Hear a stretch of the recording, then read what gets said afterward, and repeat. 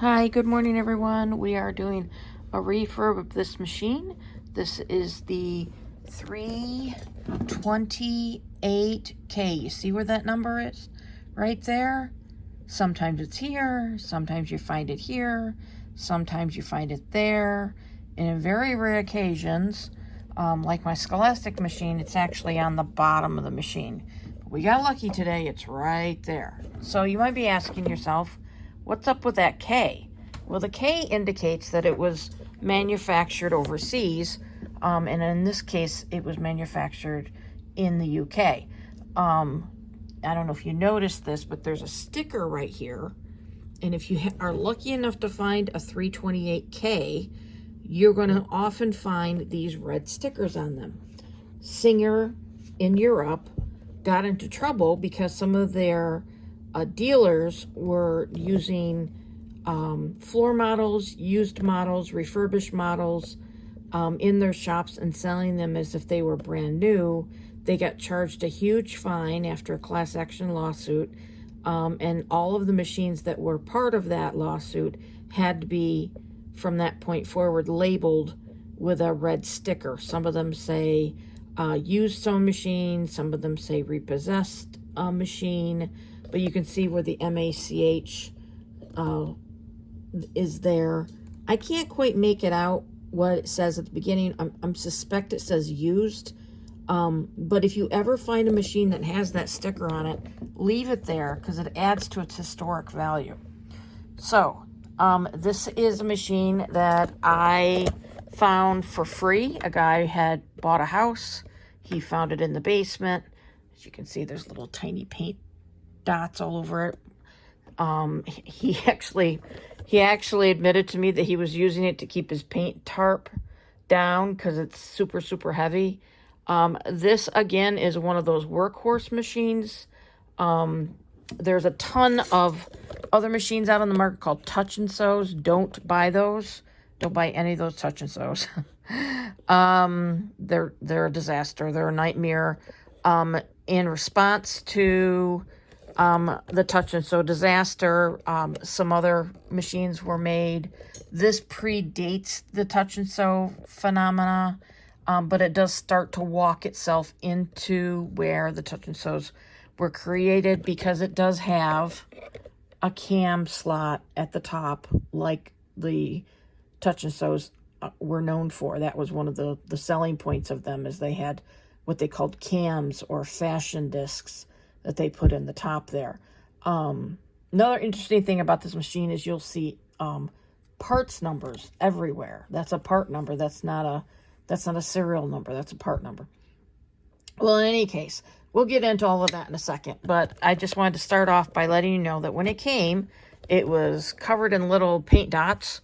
It was filthy, and if you look at the thumbnail for this video, you'll see one of the pictures of the bottom of the sewing case. It was just covered in, I don't know what it was. It was lint or just dust bunnies or just dirt. I don't know what the heck it was, but it wasn't like, it wasn't like creature stuff. It was more like just, I've been in grandma's attic too long. So I took care of some of that preliminary stuff because that was just nasty. And so we're going to start working on this machine today and kind of walking through what I do when I first receive a machine. So the first thing that I do is I get out all of my supplies to do the job. So I'm going to put you on a tripod so I can be a little bit more hands-free and kind of walk you through what I do when I get a machine. So I gotta move a couple of things around because of the whole tripod situation here. So one of the first things that I do is I check out the power supply. So for this machine, the power supply is this foot control here. This foot control has a stationary peg, which helps guide where your foot should be. So you kind of slide your foot up against that. It's got a little traction thing there. And then this is the actual button that moves the machine. These are made out of Bakelite, which was common back in the 40s. As you can see, there's more paint on the bottom. But if you ever have to replace these, or you're concerned about it being, you know, a little too old or whatever, you can clean off that plate and it'll tell you everything that you need to know about it. You can see the voltage is there, the amp is there, all of that stuff. And you can actually buy these controllers still from Singer. You can also buy them from OEM or aftermarket manufacturers on Amazon. I buy a lot of them up on Amazon. So so that's the controller. This one has a controller that is actually, not only is it connected to the machine already, but it's actually got like a guard around that area of the machine so that you can't accidentally unplug your machine, which I think is kind of handy, especially if you're a household that has a lot of kids in it, because you're going to have, you know, you might have, you know, curious children saying, hey, what's mom working on? My brother was one of those kids. He would unplug my mother's machine while she was using it, and it would drive her crazy. But, you know, that's what happens when you have a kid with ADHD, right? Any of you guys have a kid on the spectrum know what I'm talking about. So that's where the plug goes in. And that's fairly typical of a Singer machine. They almost always plug in on the side of the machine like that. Okay, so the next thing that we're going to talk about is what it is that I actually get out to start my work for today. So I always get out a couple of things. Let me just again get your tripod set up so we can get you going here. So a couple of things that I get out is I always get out a small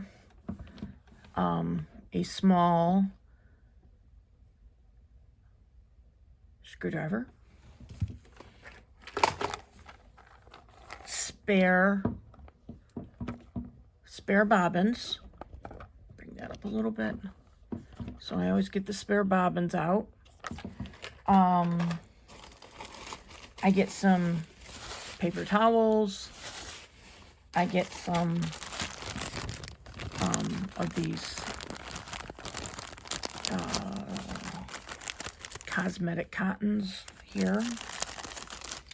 I also like to get a couple of cleaners. So Dawn is known to be gentle, so I like to use the Dawn wipes.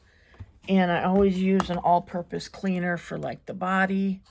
I usually spray it either, depending on the surface that I'm doing, either spray it on the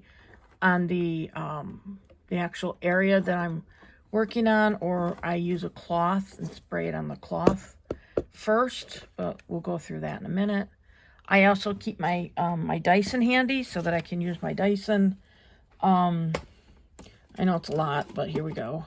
And then just some various things. So some of this stuff is part of kind of my little kit.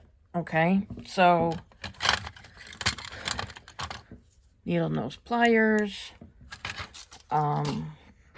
small pair of scissors. This is a ruffler attachment, which has nothing to do with today, so we're going to put that up. Some sort of brush. You can use a toothbrush. This is a typical Singer sewing machine brush that comes with your machines. This is another one. I like this one because it's double-ended and the bristles are kind of stiffer. Parts to my drill, because we may have to use a drill at some point. This is the my little thread grabber for my serger, and I like to use that when I'm cleaning a machine because sometimes there's little bits of thread or whatnot. But you can purchase these actually on Amazon as well in a sewing toolkit they sell. So all of these things I kind of keep in this little tray, and that means that keeps them handy. I also keep a couple of pins just in case I need them in the area. And so the last thing that I do is I get a small piece of cloth. If you're eagle-eyed when I first started talking, you might have noticed that I had a piece of cloth on my machine, and I've done some stitching on it. When you have a small piece of cloth like that, you can do some sample stitching after you checked your tension in your machine. You can see that I've already done a little sample stitching on this cloth. I often will use a different color on top and bottom. That way, when you're checking the tension of your machine, you can tell whether or not you're having a problem with the top or the bottom tension. And how you do that is you do a line of stitching, and then you do a line of stitching, and then you flip it over. And if the bottom, which in this case is the white thread, looks okay, and the top looks okay, that means that both the top and the bottom have been threaded correctly. If you find a problem on the bottom, which would be the white thread, would be all loopy and gross, then you know that your problem is with the top of your machine. It's just opposite. It's how it works. So if you're having loopy problems on top, then your threading on the bottom was done incorrectly. So that's a little hint, and you'll have to forgive me if I repeat myself, but I might do that when we get there. Okay, so how do I start? First of all, I take a little assessment. If it's in a case, I take the case off because you never know what's hiding in the case. And what I like to do is I like to take it off of the, like I said, the case. I like to give it a good look around. So oftentimes I will, start playing around with the knobs and all that sort of thing. I'll make sure everything's cleaned off, surface cleaned, and I'll do that. And then after I do all of that, then what I start to do is I start working the machine so that I can get the cleaning started. So what I do is I often will start with just a sample fabric. I'll open up the bobbin.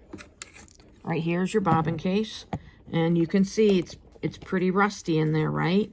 So you want to get some sort of oil going. So these machines are often left without oil for a really long time. If you're being given this random machine like this situation where the guy didn't know who owned it, he didn't, have any knowledge about it, anything like that, you're going to end up with a lot of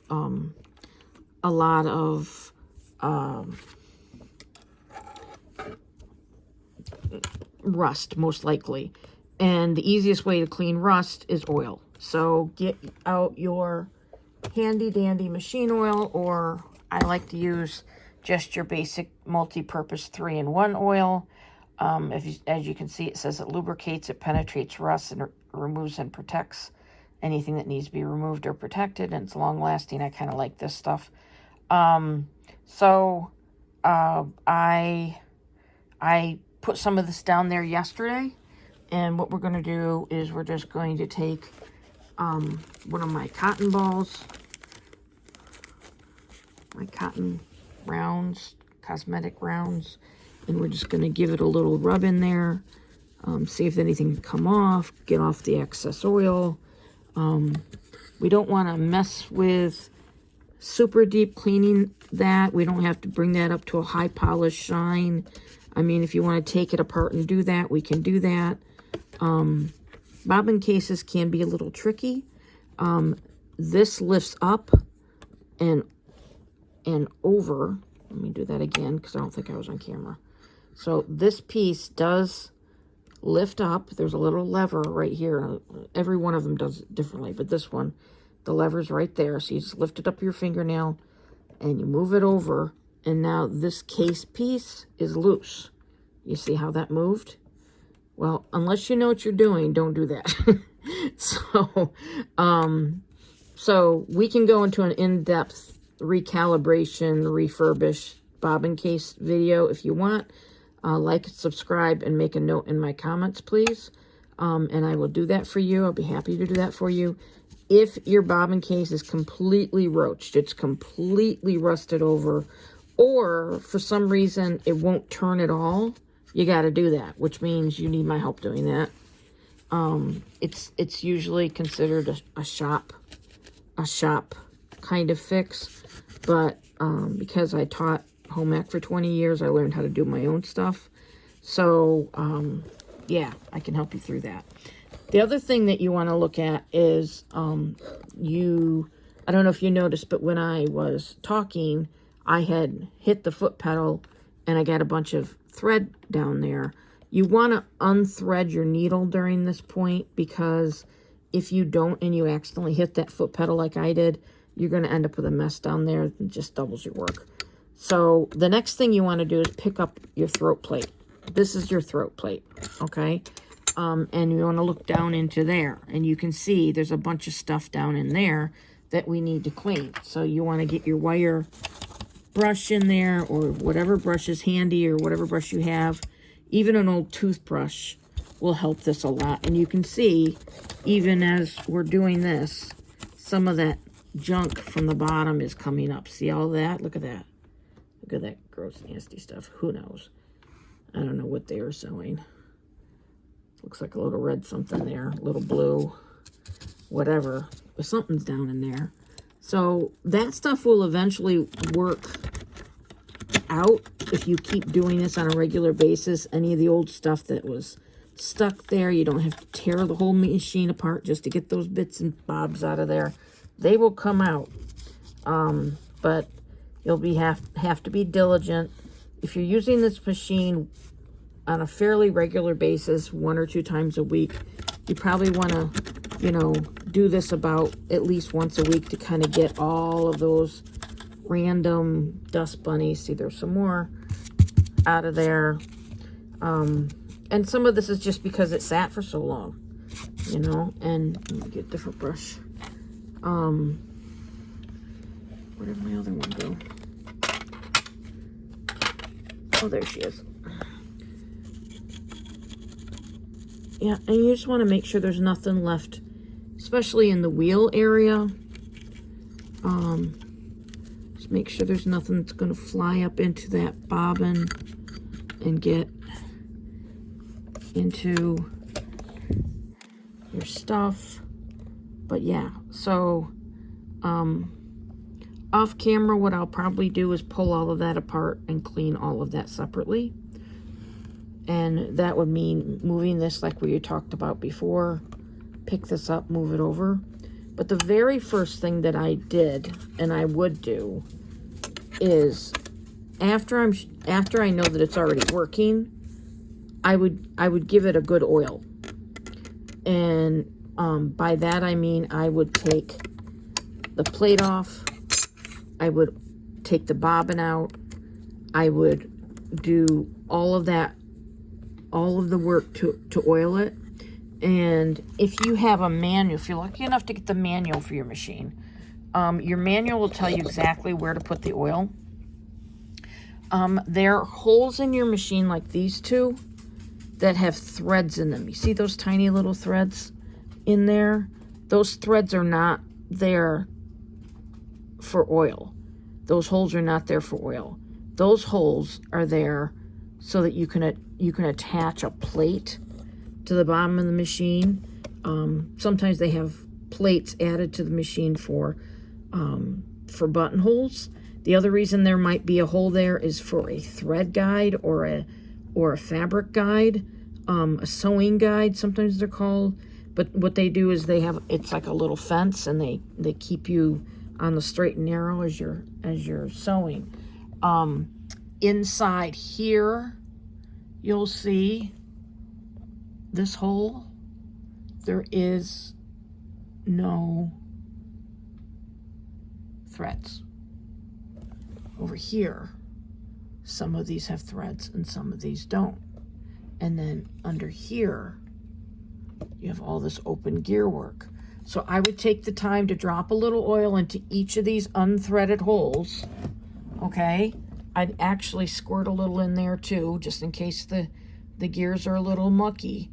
And I would also put a nice layer of oil onto this part of the machine and let it soak in overnight. would move that up and down really good after the oil got in there. I would try to get as much as you could cleaned out.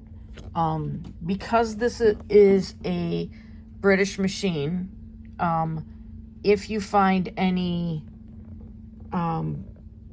screws on this machine, they're probably going to be what's called a regular screw, which is a flat one. If you find any Allen wrench fittings, they're going to be the metric Allen. So just be aware of that if you're going to go into all of that. So, but for the basic items, the first thing I do is I plug it in, see if the light works. If the light works, generally the machine works. These lights last forever. It's really crazy. Then what I do is I would, like I said, I would open the slide plate. I'd get that slide plate area all cleaned up. So give yourself a couple of days. You're not going to be sewing with this machine probably for 2 or 3 days because, you know, you don't want to overstress yourself, but you want to get this thing good and clean. And then if you have a situation like this where you have that, you want to put some oil in there. And then what I would do is I would give the casing a good cleaning. Okay, so just squirt some stuff on there or use your Dawn. I know that, you know, this machine is tolerant to this. This is like a powder coating, and so it is very tolerant to cleaning solutions. So when I first brought it home, I took the time to clean it up. It was very dusty when I first came home with it, and I brought it in, and it really needed a good surface cleaning. So I had done all of that. Another indicator that you have a foreign made machine, by the way, is this plate right here. And this has very fine, tiny little screw. They're regular, but they're very, very tiny. So I'm gonna get a glasses repair kit. You know how you get when you have to repair your glasses. I'm gonna get one of those. I'm gonna use that to pull that plate off, and I am prepared to see lots of stuff there when I do that. So all of that's happening. Okay, so the next thing that I will be doing is there we go, is checking the tension. So this is your tension dial. Your tension dial, when you first get a machine, you always want to put that to 5. Okay, this one goes up to 9 or 0. So you want to put that at 5. And you want to make sure that everything's clean with that. And then you want to make sure that this moves really well. And it does have a bobbin winder. We'll try that out. But this is the initial cleaning. This is what we do. And this video will have a part 2 where we'll talk about threading the machine. Okay? But when you're starting out with a vintage machine, it's really important to clean everything. And let me just tip this over for you so you can see the bottom down here.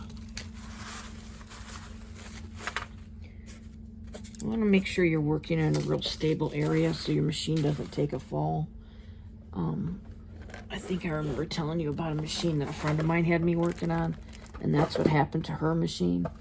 And we have to go to a little bit more extent than we normally would to get that machine fixed. Okay, so this is the bottom plate, okay? This is the part that was in that thumbnail picture. That was pretty gross, right here. This bottom plate comes off with this center screw. Now, if you ever want to put a machine, any Singer machine, into a case, and it's kind of universal, Kenmore's do it too, Brothers do it too, there's always like a little knob screw on the bottom here, and you just unscrew that, and your whole plate comes off.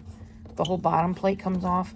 And then what you would do if you wanted to put it in a case is, hold on for a second, let me get it all the way off.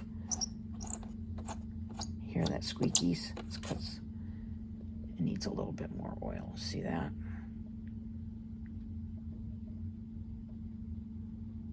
Give the camera a minute to catch that. See that? Okay. So then what you do is you just take this down, and then all of that needs to be cleaned out. So at this point, I would get my Dyson out, and I would get my fine end on my Dyson, and I would get into all of those crevices. And that's why when I was working with the bobbin, that's why all that junk was coming up on my brush. Right there is your bobbin case. Right there. So there's your bobbin case slide plate. That's the mechanism of your bobbin. There's the bar. Bar's in really good shape. It looks almost brand new. Yeah. So it looks like it's in really, really super good shape in there, but it needs a thorough cleaning. So that's kind of what I'm going to be doing today. So that's the story. So just getting back to your you know, how do you attach a machine to a case is you would leave the plate that I just removed on, and you would re-thread this bolt through the bottom of the case. See right there? This is the case that this machine originally was in. I don't have the top of it though, so I took it off because I'm going to be purchasing a new case for it. Or, you know, watch the thrift stores for one. But that hole right there in the center, that's kind of a universal thing for a lot of machines. And that hole gets lined up with that bolt, and then you thread the bolt through the bottom of the case, and that's how the machine is anchored to the case. Some cases you just set the machine in, but this particular one, and many of the better ones, have you actually anchor the machine into the case. And so that's how that's done. In case you were wondering. No pun intended. Here we go, getting it back in the thing. You can see it's getting tighter and tighter and tighter. You can also see that the feet are pretty roached out. Whoops. Somehow something, I must have missed my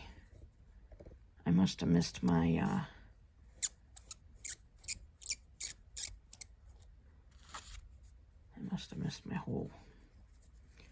Put that back in there correctly. There we go. Interesting thing about this one is you can adjust the depth. It has a center. Do you see the center? And again, you can just use your little screwdriver.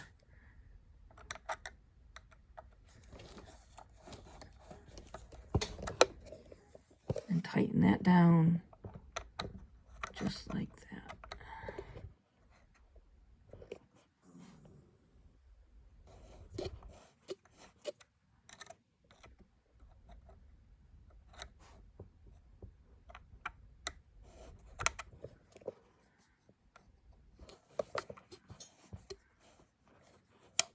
There we go. Kind of a weird little center, but I've never actually seen one with a center screw like that. It's kind of an innovation, I guess. I guess it's so that you can accommodate the different depths that you might need based on the case that you purchase, but it's just kind of odd. So there you go. All right, so the next thing I want to show you are the feet. The feet on this one, they're really bad. However, the good thing about that is, one, if you put it in a case, it would completely eliminate that problem. Just remove them and just put it in a case. The other thing you could do is replace these. These are fairly common pieces, so you can replace these. This right here, EV301134, that's the serial number for this machine. And you will always find the serial number on the head or the main body piece. They call this main body piece the head, okay? So whenever you get a used machine, you're going to see that. Another interesting thing about this machine is it has like this little, I don't know what to call it, cord hole piece where you can thread the cord into there. It'll come out here and it'll kind of be out of your way. That's a nice feature of the base of this machine too. So let's pop her back up right side. Get everything back where it belongs. Try not to lose my Dawn wipes. So yeah, so this is the 328K, and this will conclude part 1.